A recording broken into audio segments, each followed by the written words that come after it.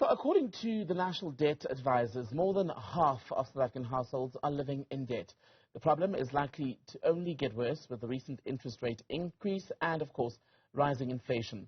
They're advising you and I to spend responsibly over this Easter long weekend. For more on this, we're able to speak to the organization's marketing coordinator, Grant Heyman. Grant, a very good evening to you. Good to have you today, especially on a public holiday. Your warning, I wonder if it's not come too late, 2 days into this long weekend. Well, I would say nothing is ever too late. I mean, luckily we have a large list of viewers tonight, so let's hope that we can get some positive information out to them. We're looking at the Easter weekend now, and we're just seeing this influx, as we've been seeing over the past couple of years, of consumers applying for those loans and accounts. As you and I both know, there's just not enough money to survive in our current day and age. So spoiling the kids, going away for that Easter weekend, does require the money needed, and thus they are applying for loans and accounts. So yeah, it's very difficult for South Africans in this day and age with inflation and repo rates going up. Just on what you're saying, are we seeing a spike perhaps in the number of people who take on debt over long holiday periods, especially ones with a family theme such as Easter, Christmas, where, as you're saying, there are expectations, for example, in families, children want to go places, want to receive gifts, etc.? Well, most certainly. At the end of the day, if you already have a budget which is extremely tight due to loans and accounts, due to the everyday essentials that you need to afford, when it comes to these holiday seasons, what we have found is they're applying for more and more debts, specifically credit cards and loans, if we're looking at the holiday period of time. And that simply helps them to pay the things that they need to pay, such as Easter eggs or in religious time periods, holiday periods.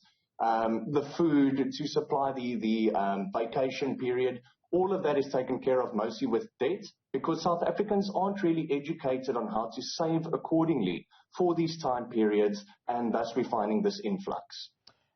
And when people take out this debt, is one of the issues perhaps that it becomes so easy to access credit, where 20 years ago you'd have to walk into a bank, but now there are services where if you've got a cell phone, you can even get approved over a weekend? Well, most certainly. Credit has become as easy to access as ever. I mean, we're looking at the high rates of reckless lending as well, which has become a major problem because the budgets aren't checked correctly of the consumers applying for these credits. So for them, it's simple. That's why even reckless lending departments will easily find that a lot of the debts they have has been recklessly lent. So any consumer that goes, you even get cash crusaders now where they're also supplying loans based on goods that you can give in. And it's always a negative thing being able to give your own personal belongings just to have access to money where it should already be available within your monthly salary that you have, enough money to survive. Mm-hmm. I get that we talk a lot about financial education, and I want you and I to go into that shortly about how to apply it in a context where people are so indebted and under such financial pressure. But you mentioned a crucial issue about the ease with which one can access credit today in this country, right?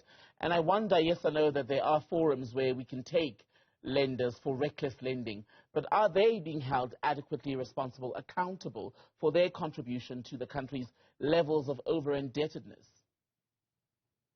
Well, unfortunately, most consumers don't know when reckless lending has taken place. I mean, credit providers do take a lot of chances. I'm not speaking on behalf of all credit providers, but many of them do. So if it is found to be that reckless lending has taken place, yes, they will be held accountable, because, I mean, we had the National Credit Act that was implemented in 2005 to protect South Africans, and one of the laws is within that act. So at the end of the day, there are strenuous laws that actually regulate credit providers, but if nobody's going to speak about it, if nobody finds out about it, unfortunately nothing's going to be done, and that consumer will continue paying that debt up until the day it's settled, and of course struggle financially between that time period. So on to financial education, financial literacy, as some call it at times.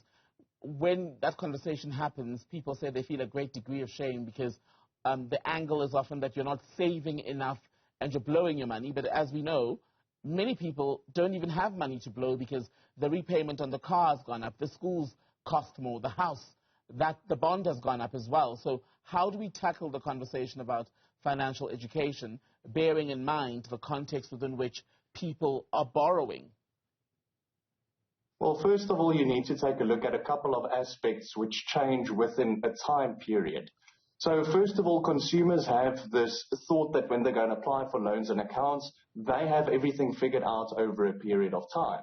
But what's not taken into consideration is the repo rates increasing, which, like you mentioned, would increase the installments, increase the interest rates or term. So at the end of the day, what you had budgeted for then is no longer in this equation. So we also have another problem due to this war going on in Ukraine, where the inflation rates are spiking.